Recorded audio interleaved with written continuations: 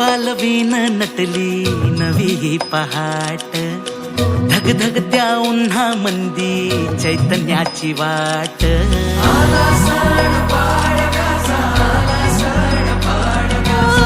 फुलांची ती माळ सजली रांगोळीचा थाट, वसंताचा वारा भिनला आनंदाची लाट। मनात भरा सारा गोडवा नात्याचा, बाण मराठी हा उजळ माथ्याचा। जमली सारी पोर जोमाने, उभारा र गुढी आला